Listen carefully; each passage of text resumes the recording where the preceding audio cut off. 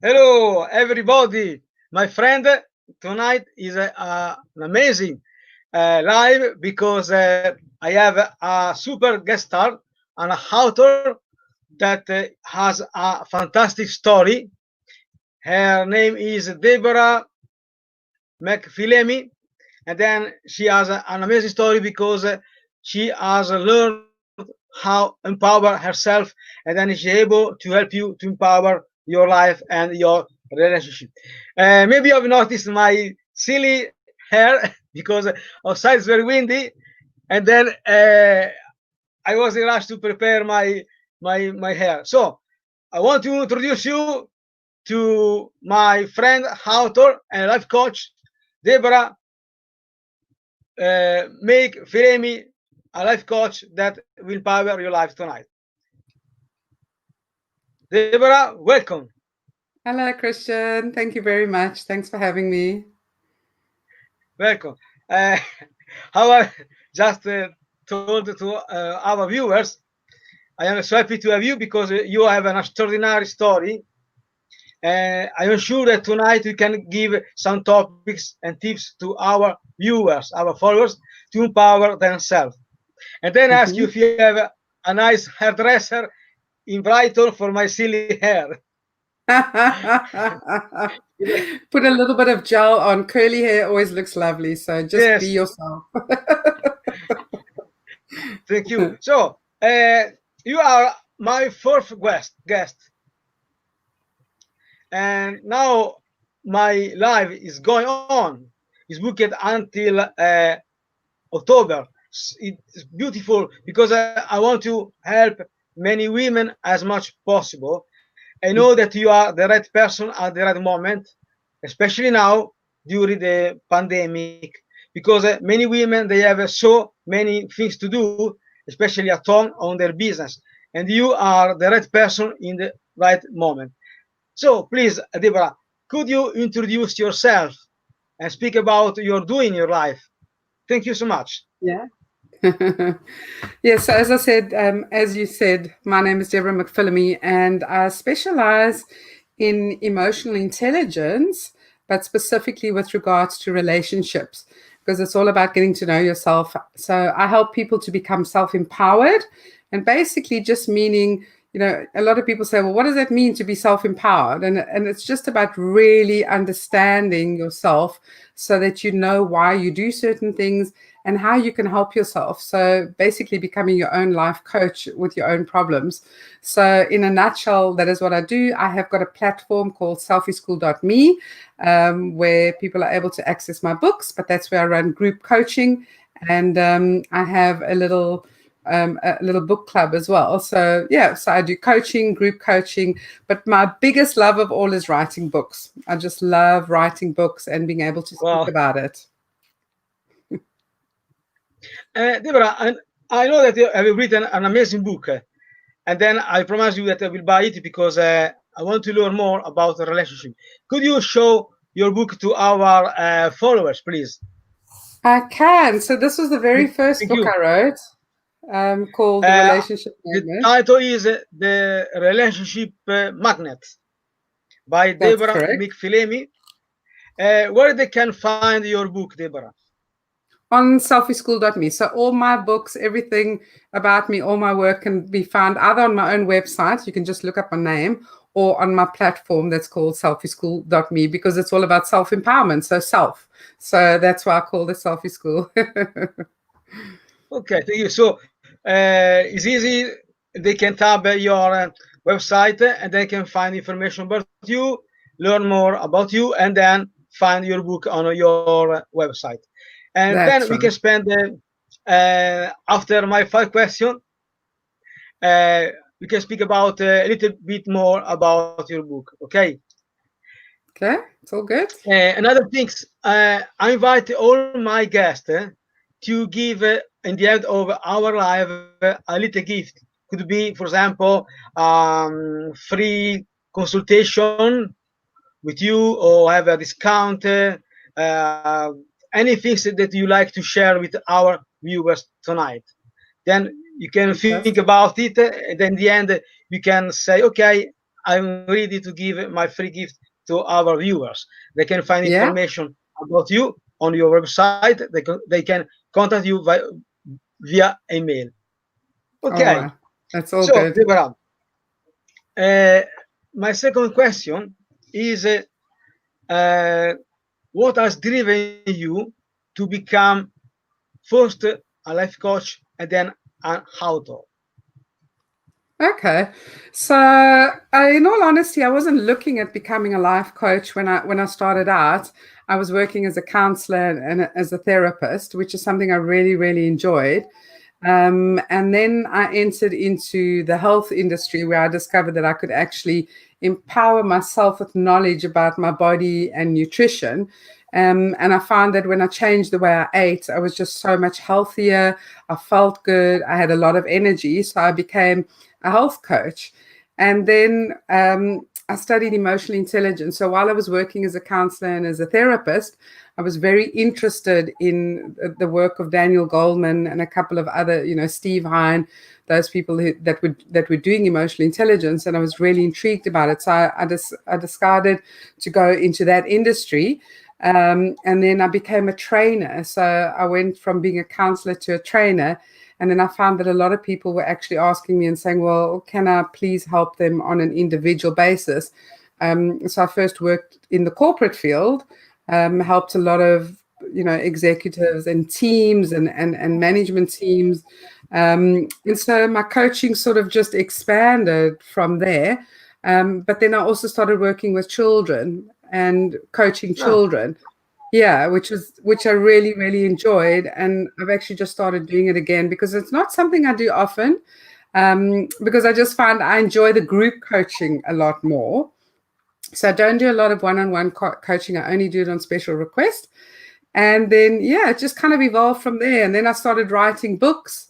And I wrote this book. The reason I wrote this book was that I found that this is actually a book to really explain to people why we seem to have the same relationships over and over again, where often, you find yourself in bad relationships and you can't understand why.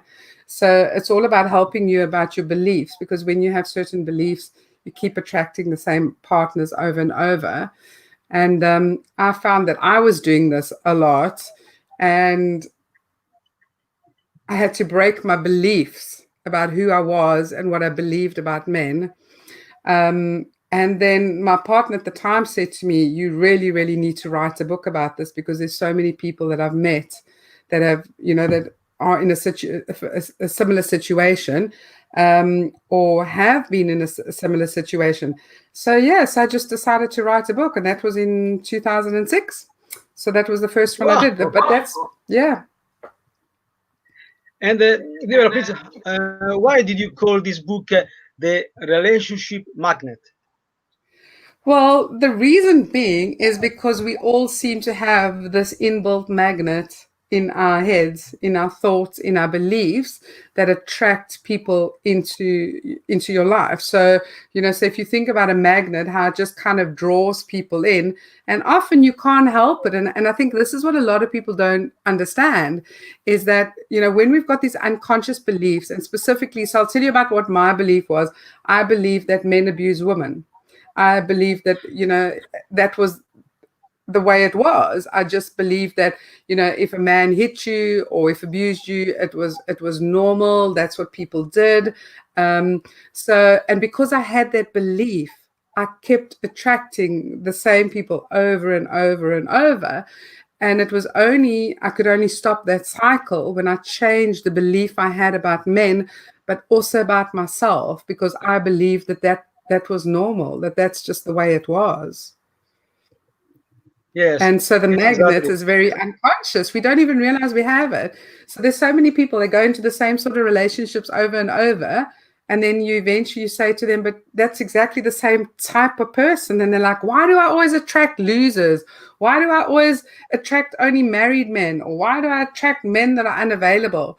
Because it's what's going on in your head that is attracting them to you. So yeah, so it's like a magnet. Yeah, exactly. And then, especially this moment during the pandemic, our industry as life coach, relationship coach, is exploding because many people they are rebuilding their relationship with themselves and others. So I Yeah. suggest our viewers, our followers, to buy your book because they can help themselves to improve their relationship as well and their lives. And in your opinion, how much is important to have a good relationship is in our life? This one is an extra question. Sorry.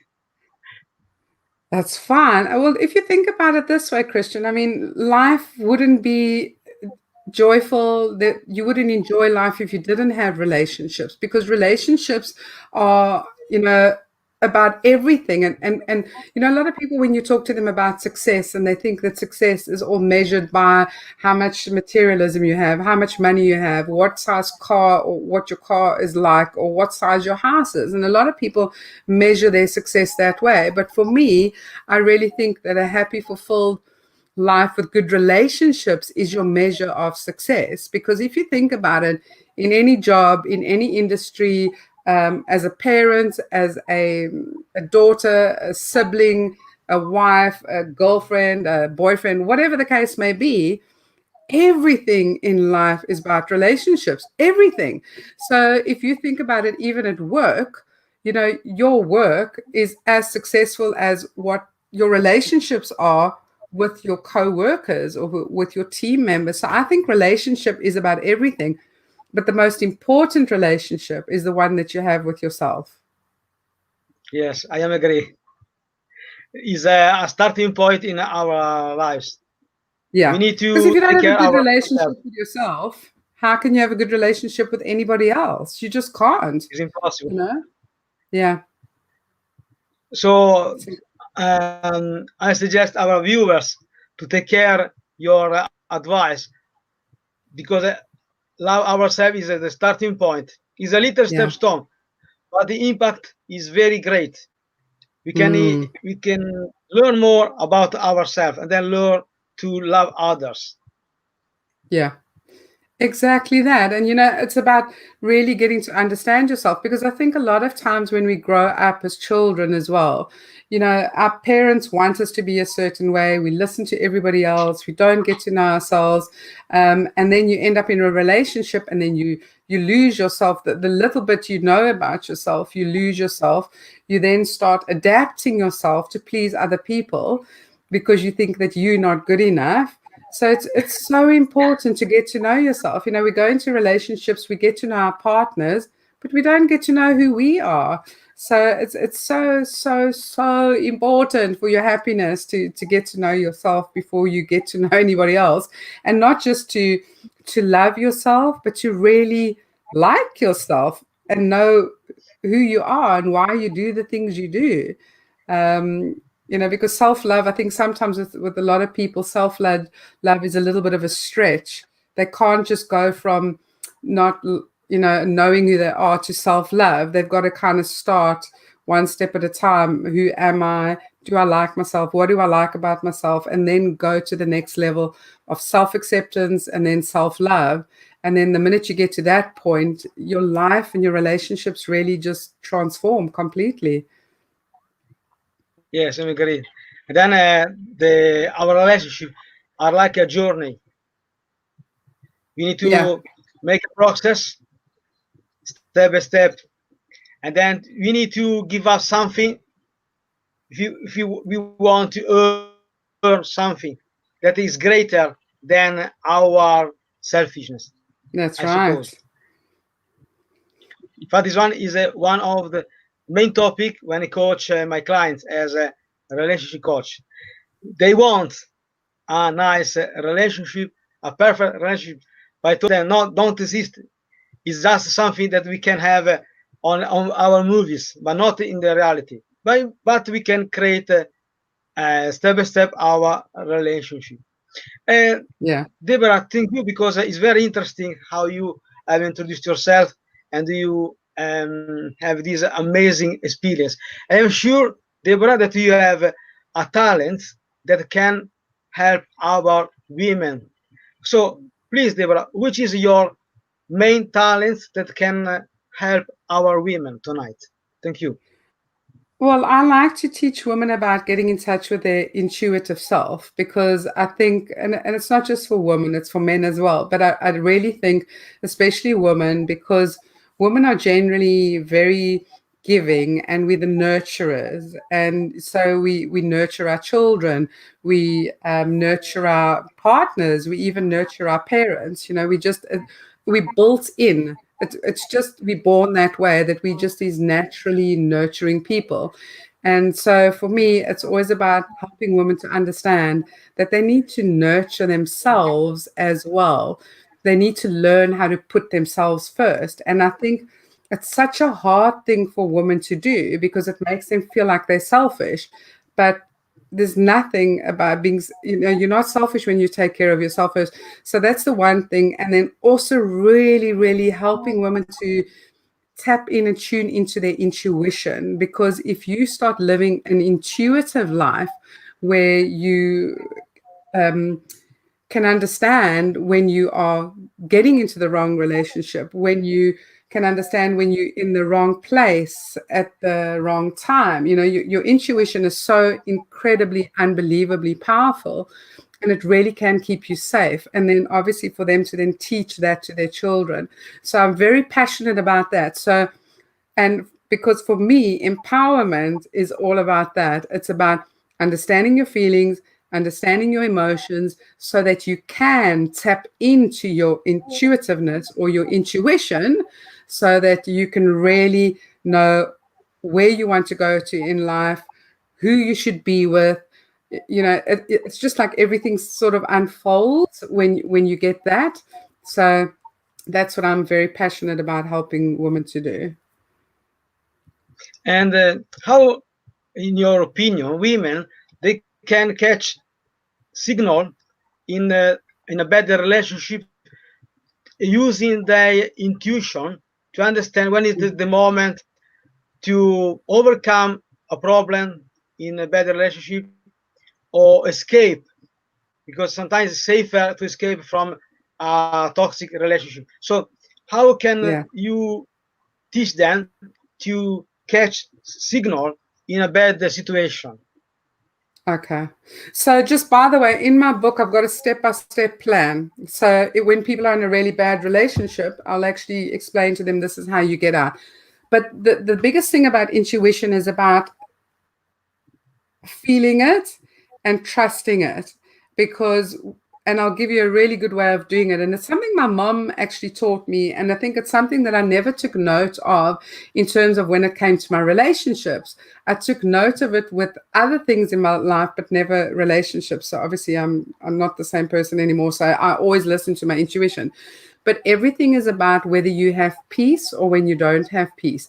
So when you maybe if you're entering into a new relationship, when you're getting to know somebody, when you feel like you need to leave, everything is about whether you have peace or not. So say for instance you're in a bad relationship but you seem to believe, so this is what a lot of women do, right?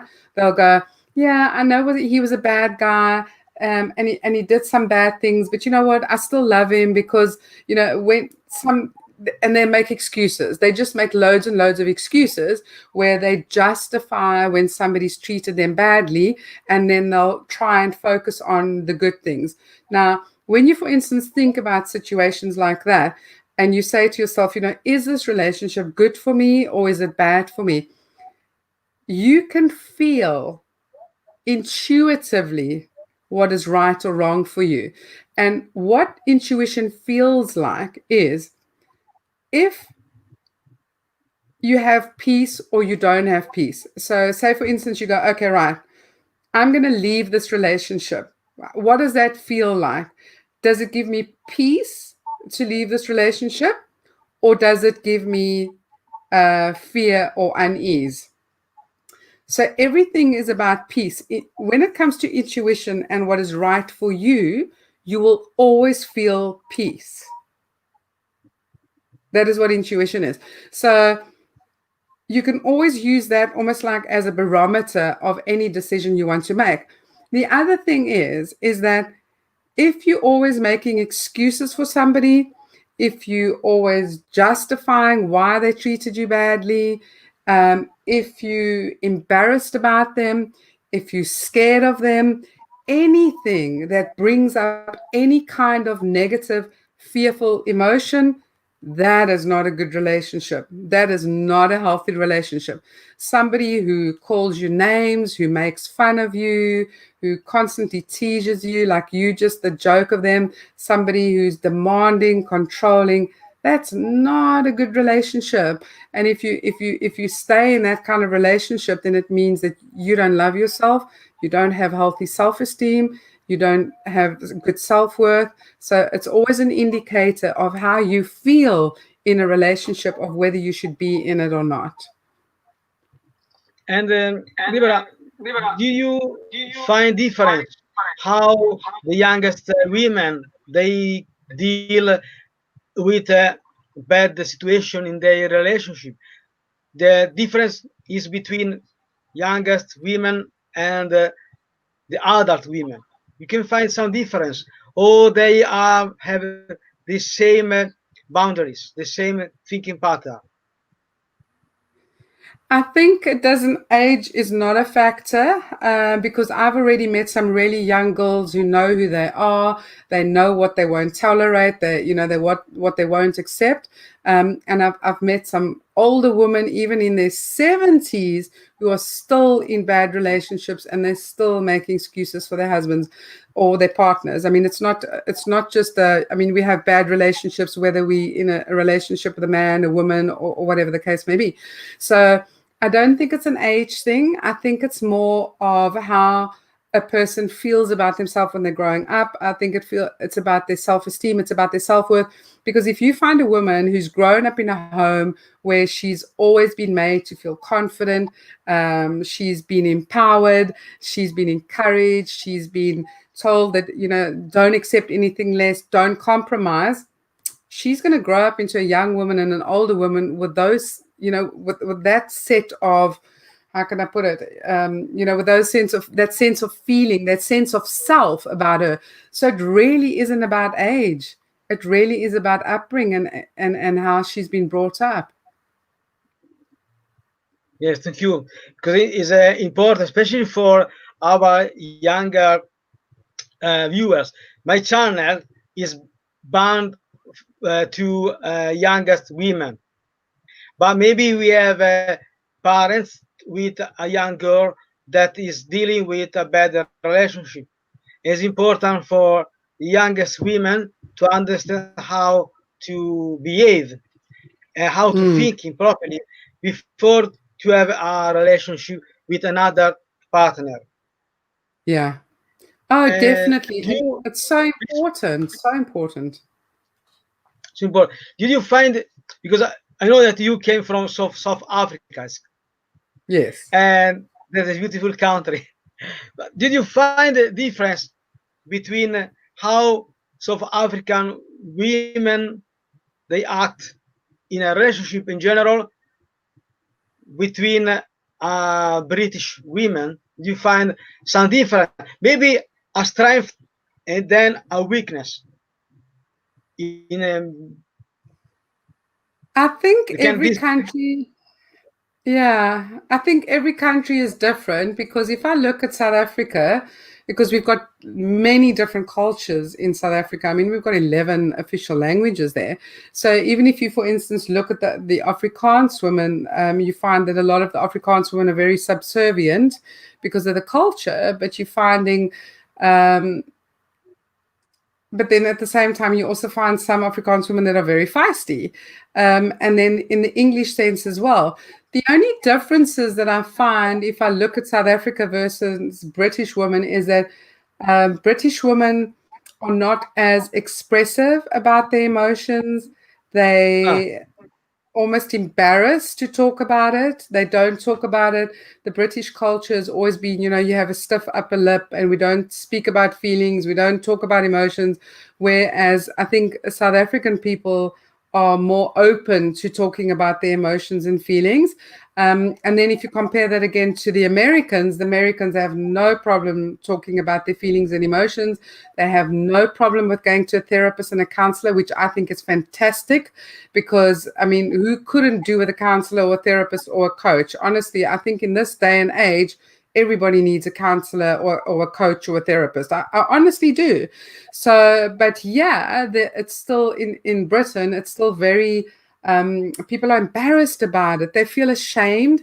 The one thing I did find as well, the big difference is in the UK, is that women will stay married. They will stay married because they would be too shamed or too embarrassed to leave their relationship. And they'll rather stay in a bad relationship than get out because they worry about what other people think of them. And I think that to me is a is awful. I mean, I don't know what other word it is. So for instance, to stay in a bad relationship for 10, 15, or even 5 years because you're worried about what other people will think of you, but you're not thinking about yourself and how unhappy you are and how unfulfilled you are. I think that's a tragedy. So I do find that that's a huge difference in Britain and South Africa and America, because South Africa, it's not embarrassing to get divorced. It's not embarrassing to break up with your partner. So what? You tried, it didn't work.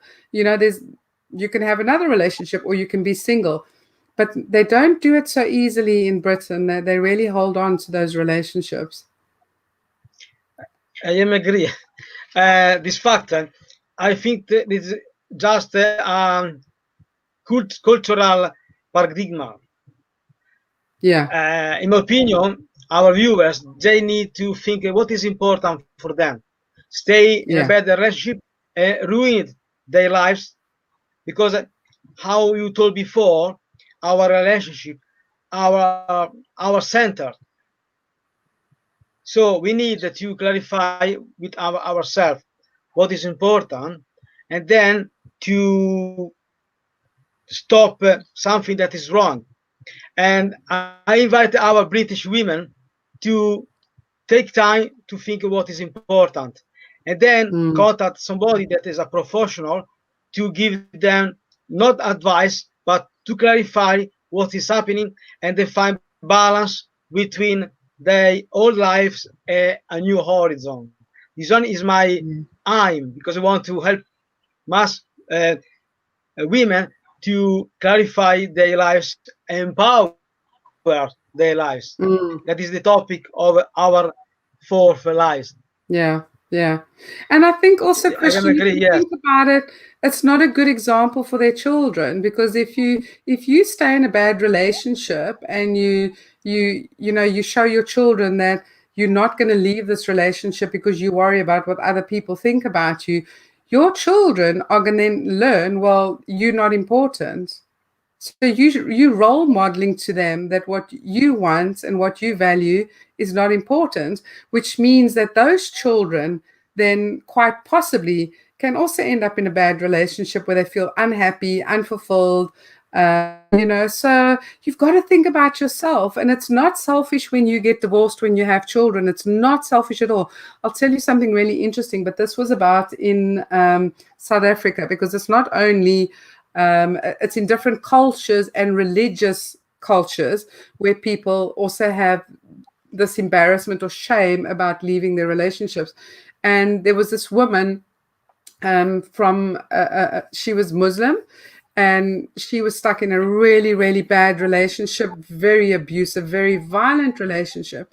And she said to me, I was doing a talk and I was doing a Q&A session, and she said to me, but I can't leave my husband. I can't do that to my children because, they need to grow up in a normal home. And I said, but that's not a normal home. So you want to stay for your children so that your children can have a father and a mother, but your home is not normal. It's a very, very violent, abusive home. So your son is seeing from his father how to treat a woman, and your daughter is seeing from your example how she should be treated by men. There's nothing normal about that. But yet it was that whole perception of normal is, at least if you have a dad and a mom in a house together. Yes, this one is my other eye to help women to clarify what is a background that can influence their thinking or manipulate their thinking. Because if Mm, it's not clear what is the truth or that's it. what we are supposed is true for our life and happiness, Yeah, we are making a big mistake because we yeah, follow like a sheep yeah. somebody that are just an idea about the life, but don't this idea don't represent our lives. So we need to clarify Yeah. what is important. And also, what is And a healthy relationship and what isn't a healthy relationship? Because I remember, and I've actually got a section in my book, and the very first page in the book says, if you're not sure about what a healthy relationship is and what's an unhealthy relationship, go to this checklist. Because I had exactly that experience where I was in a relationship, my second abusive relationship, and I was sitting in a doctor's office waiting for my son to be seen, and there was this magazine article, and it was this checklist saying, if this is what you feel like in a relationship, if that's what you feel like in a relationship, and all these things. And they said, if you tick so many off the box, then chances are you are in an abusive relationship. And I went, oh, what? I'm in an abusive relationship? Really? I did not even recognize that, because you also find, like, for instance, financial abuse. If people say to you when you can wear makeup, what clothes you should wear, if you have no control over any in the money in the house, if you're allowed to work, if you're not allowed to work. So there's many factors that make up a healthy relationship or an unhealthy relationship, because it's about one having control over the other. That's not a healthy relationship. We equals. It's not slavery. So there's many aspects to a healthy or unhealthy relationship, and I think, as you just said, a lot of people don't understand this, because for them it's just that was normal for them. That's what's been role modeled to them. So they don't know any different. But what they do know is, because I can promise you this, is that what they do know is they don't feel good in the relationship. Intuitively they know that it doesn't feel good, but they think, well, this is what it's about, because this is what's role model to me, this is what I've seen, or this is what I've grown up with. So I guess that's what a relationship should be like, so I'll just suck it up and continue. But intuitively, you deserve better, and you don't feel good in that relationship. thank you. Yeah, I think that as a relationship coach, we have a mission to help women to clarify what is true or not, and then Yeah. they are free to decide how to rebuild their lives and their relationship. Because Mm. many men, they have the same problems, not just women. Men Yeah. Yeah. are following a wrong teaching, the wrong Yeah. example, the wrong models. So we have the mission to help both women and men to become more aware of what is the Yeah. our relationship, not just can I say something that is a contract. Yeah. I agree. Because people, they confuse what is a relationship, a marriage Yeah. relationship with a contract, because people That's follow right. just rules, but Mm. it's impossible. Wow, I can stay here all night to listen to your experience and advice. So I invite our viewers, followers, to have a look to your website. That is Selfie School, and then they can find your book on your website. That is called the Relationship Magnet. That's Uh, right. so, how you know now, my YouTube channel is created to help women to empower their relationship. So, which is your best advice to improve um, a relationship, but having clear in mind a clear suggestion? My best relationship advice Yes, to have is to a always be okay, is to always be yourself. And if you're in a relationship or you're entering into a relationship or even in a friendship where you feel you can't be yourself, get out. Because life is too short to not be who you're meant to be. Because, otherwise you spend so many years trying to be somebody else for somebody else and not for yourself. And you wake up one day with all these regrets, all this resentment, all this unhappiness. Always be yourself. Accept yourself for who you are. Change the things you don't like about yourself if you want to change it. If you don't, accept it. But don't ever compromise yourself for another person, ever. That's my best advice. yes, because despite we are believing something in our life, we have to live ourselves to live this life Yeah. in a way to build our happiness. We can choose any direction, but we have reminded to ourselves that happiness is our main goal. And then we can choose any pathways, any goals, any project, but the most important thing is our happiness. And Yeah. so while we are living in a relationship, we need to say, is good for me, yes or not? And then Yeah. I suppose that both men and women, they can share the feeling, have a good communication, learn how to communicate in an effective way, and then rebuild a relationship. Because how I tell to my clients, think how much cost to pay a solicitor. Yeah. Maybe it's better to pay. It's better to pay a relationship coach or a relationship counselor before to go spend your money and then to become sad in your bedroom at night thinking how I spend my Mm, life. So I suggest people, first of all, to clarify the situation, to identify what makes them happy, to identify the value in a relationship because we have different values and sometimes we have an argue, but how we know is just about our values and our self mm. beliefs. I suggest our viewers to buy your book because they can start to have a different point of view. In fact, having a different point of view is another way to clarify, identify what can make our life better, a better life. So, the topic of our fourth live interview is how to empower yourself. And Deborah, how did you empower yourself before becoming a mother, a life coach, a book author? Thank you. Oh my goodness. I didn't empower myself before then. I Sorry. think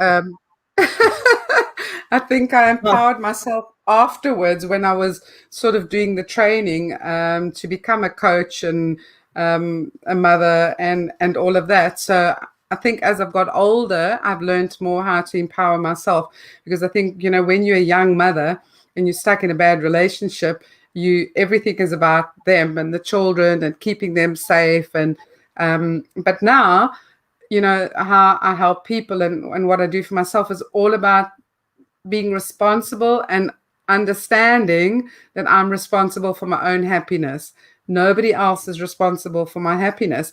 And I think that is the most empowering thing because when you think your husband is the one that's supposed to make you happy, or your wife is supposed to make you happy, or your children, or whoever, forget it. It's just never going to happen. It's not their responsibility. It's up to you to make yourself happy, and it's also up to you to make sure that you're taken care of. Because I think I'll never forget. I had an event a couple of years ago, and I asked this one lady to do a talk, and the title of her talk was "A Man Is Not a Business Plan." And I thought it was a Oh my fantastic God. title. Yeah, it's a fantastic Oh, title because I think a lot of people think, oh, I'll be happy when I have a boyfriend or a girlfriend. Oh, I'll be happy when I get married. Oh, I'll be happy when I have a child. Oh, my husband will make me happy.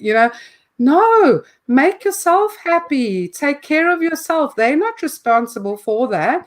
And when you know that you love yourself and you're intelligent and you educate yourself and you can do things for yourself. Honestly, that is so empowering, and it gives you incredible self-esteem. It gives you incredible self-confidence. It gives you an incredible sense of fulfillment, and it makes you feel strong, because if you're waiting or you're expecting somebody else to do that for you, that's not empowered. You're giving your power away because you're making them responsible for it. So you are only drawing power from them. Whereas if you're doing it for yourself, that is what true empowerment is. yes. It's a problem that many women nowadays they have, despite we Yeah. are on 20. Because one big problem, women they learn from our culture to give and give and give. In Mm. they to themselves, Yeah. to others, on their job, on their profession, to Yeah. their friends and their family, to their partner. But then women they discover when they get pensioner they didn't give anything to them themselves. Yeah. I Exactly. prefer exactly. I prefer to women to build their balance and to push themselves to become happy. Mm. Because one of the main problem, many men they abuse about this Yeah. fact. They know that they can catch from women a lot, just receiving. But if you want to have a nice relationship, a longer relationship without problems, we need to have a balance. And the women, Yeah. they need to become responsible, because if they are not responsible, it's impossible to have a good and balanced relationship, because they Yeah. just giving. Exactly. Or another problem, they escape in giving. Mm. So they afraid in giving, they escape, they get shy, they hide themselves, they hide from the intimacy with their partner. Yeah. So I suggest our viewers, women, to take their responsibility to learn how to share the feeling and to find a good balance without becoming selfish. So I suppose that your opinion is similar. Similar. I don't really believe in. I think selfish for me is there's a big difference between selfish and self care, and I think it's important to make that difference, because I think a lot of people are scared that they will be seen as selfish if they take care of themselves. But that's actually just self care, because when you take, as you say, when you're taking care of yourself, when you are responsible for your own happiness, when you're making sure you're meeting your own needs, you then find that you're actually more attractive, and that your partner wants to even spend more time with you because they don't feel responsible for you. So even men who are controlling in a way, they also resent it when they feel like, well, I'm responsible for you. Because I think if there's an imbalance in any relationship, even in some healthy relationships, if the woman is doing too much, she can become resentful, because it's a case of feeling, well, you know what, I've raised my children and now I've got to do everything for you. I don't want to have to always be responsible for you. So it really is that balance of self-care, self-responsibility, you know, taking care of your own needs. I think selfishness is only when, for instance, when people do things for themselves all the time and don't consider anybody else. So when it's in an act of being inconsiderate. But self-care is very, very important. Yes, self care. Yes, is exactly is the first starting point. in Yeah. any relationship, especially when we want to find a job, build our profession, our dream, our goal is the first starting point. Yeah. Self-love. Definitely. And what kind of topic our viewers, followers, they can find on your website? What kind of information they can find on your website? Thank you. So on my website is mostly about emotions and emotional intelligence. So everything I do is about human behavior.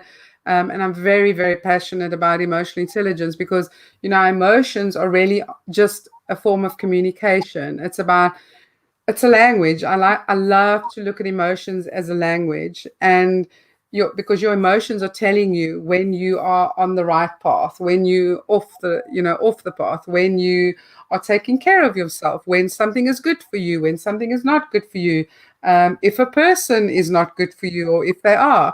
So for me, I always like to really, really help people with their emotions, because even if you think when you were born, we are born with feelings and able to express that before we actually able to verbalize it. So your emotions are really the first communications you have, and your emotions are very much your communication from your heart. So if you think about what your heart's desire is, because sometimes the head gets in the way, when it comes to your limiting or your irrational beliefs, but your heart is more intuitive and it's more in tune with your soul and your actual being.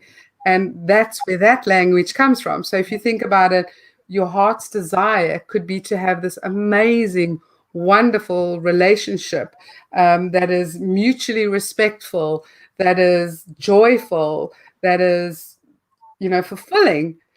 But you might meet somebody and you think you're not good enough or you can't get any better. So you make a decision based on what your head is telling you, because you've listened to what somebody else might have said about you instead of listening to your heart. Because if you listen to your heart, which is your feelings, it'll go, no, this person's not good enough for you. I don't feel good about this. I feel unsettled. There's something not right here. But your head is going, no, but you're not going to find anybody better. Or, there aren't enough people available. So that's what you'll find on my website is everything that I teach. I always start with helping you to understand your emotions, because when you understand your emotions, I can tell you something, your life becomes so different, because every single thing in life we do, not just relationships, every single thing we do in life is based on emotion. Thank you. Yes, I am very happy that you share the main topic on your website, because usually it's not easy to find this kind of topics. So I Mm, invite our viewers to have a look at your website and learn more about yourself, your book, and the emotion, because emotion drives our thinking and our action in our yeah, relationship as well. yeah, So, definitely. Deborah, what kind of free gift would you like to give to our viewers so they can contact you? And then, what kind of gift you would like to share? Well, I am happy to give some copies of my book away. I'm looking on Okay.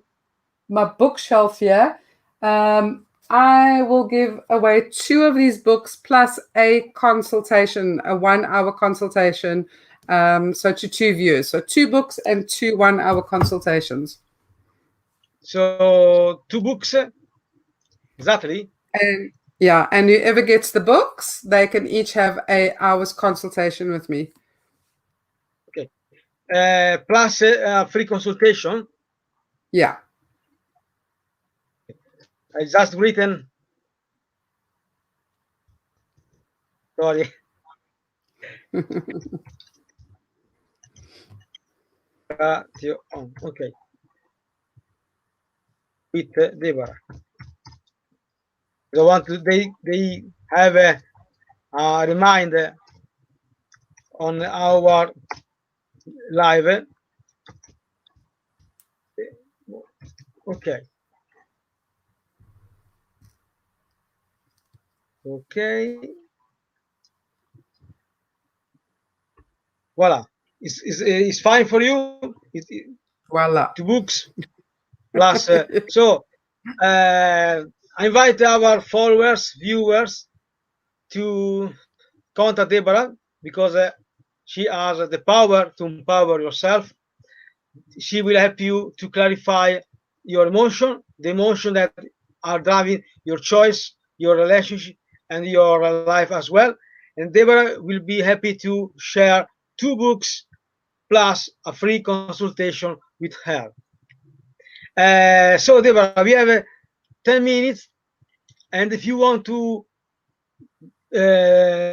give a final idea, a final suggestion to our viewers, please take your time. A final suggestion I'll think is just take some time. You know, like when you're starting to change your life and you're thinking about possibly you want to have a new relationship, first get to really know yourself and get to know what you like about yourself and what you don't like. Or if you've just come out of a relationship, I'll always say to people to do a post-mortem on their relationship, meaning they've got to look back at their past relationship and see why it failed. Why did it fail? What happened? What were the decisions? What were the choices? And based on that, so that you can have an understanding that you don't go into a similar sort of relationship. Because because you know, a lot of people when they go from one relationship to the next, why they do that is because they don't want to feel the pain of what has just happened. They don't want to go through the pain. They don't want to heal from it. They don't want to think about that relationship. So they'll rather go into a new one so that they can get caught up in all the new falling in love feelings and it feels amazing. But then those same problems come up later on in that relationship. So my word of advice is always look back at that relationship. Don't just go into another one. Don't go and start looking for another partner. See why it failed. Learn from that. Learn about yourself and then figure out what it is you do want and not only what you don't want, so that you know what sort of new partner you are looking for in life. So that would be my Thank you so much. last final word of advice.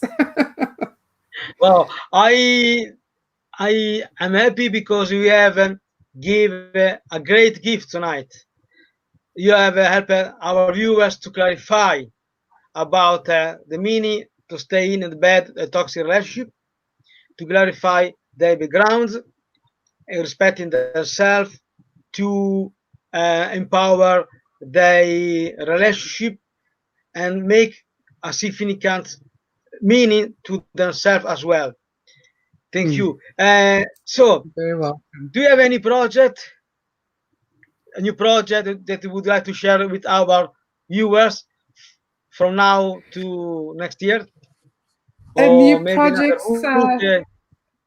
Yeah, well, so I've got quite a few books that I've written. So we've just redone this one. So the new one with the new cover is going to come out. So that's an emotional intelligence for parents and teachers. And then I write all these books for children that help them with all their emotions. So I'm busy working with that. But the one project that I'm working on at the moment is that I've just launched an inner circle where people can join and have regular group coaching. So that's very exciting. And I'm kind of working on that until the end of the year because next year is going to be a very busy year for us. We're going to be going on tour with our bears again. So yeah, so I do all these bears that go into schools and teach children about emotional intelligence. So we went on tour this year. So we're already planning for the next tour next year. And we're going to be putting on a stage performance. So there's lots of exciting stuff coming up. Wow. But yeah, lots Wow, of fun beautiful, things. beautiful. Then you have a vision about the lives from children, young girls, and women and families. Yeah. Wow, you are a unique gift in this moment because you can help many people around the world. In the UK, say Canada, your country, South Africa. Wow, it's an amazing gift. Yeah. I feel that you have a Thank privilege you. to helping many people in this moment. especially now. Thank you so much. And I'm really passionate about it. I think because it changed my life so much, and then I realized how many children needed help. And I also think that if we help children, then they'll grow up to be empowered adults. So, helping people to become empowered as adults, but also helping children to grow up to be empowered adults. That's my passion and my vision. So yeah, and I love it. I absolutely love it. So it's good. Thank you. And then I want to tell something to our viewers that my first live on Facebook I've made with Deborah McPhilemy. I was her first author that I was interviewed by her. Wow. I was so happy. I delighted your interview, your approach, your style. And then many people, they giving me their feedbacks. It was amazing. So It was a I good suggest, interview, Christian. Yeah. sorry? I said it was a very good interview. I really enjoyed interviewing it. And that was in the book club networking group on Facebook. Yeah. Thank you. And then I invite our viewers, author or coach, to contact you so they can have the same opportunity and your Facebook page can grow because you are making a lot of content. So the people they Yeah. can learn more step by step. They become happy. Yeah. Yeah. Wow, Thank you, Christian. Deborah, I was so happy to have you tonight because you have as you are such a professional person, you have so talented, you have so many skills, a lot of Oh, experience, and then you love your job, and then you love people. So this one is one of the yeah. reason that I call you to be interviewed tonight. So Deborah, Thank you we so are much. in the end of our life, and I want to say you thank you, grazie mille, and then I Grazie. hope to prego, to have another opportunity to interview you maybe after November or December with another Okay. topic, and then you can show your new books to our viewers. Wonderful. Thank you. Thank you, Christian. Thank you so much for inviting me, and I appreciate it. And keep up the good work. Yes, thank you. And then we see what's happened. All right, then. Okay, All right, then. Thank Deborah, you so much. thank you so much. Have a nice new week, and then thank you so much. Take care. You're Grazie welcome. mille. Buenas noches. Bye bye. Thank you. Bye. Bye.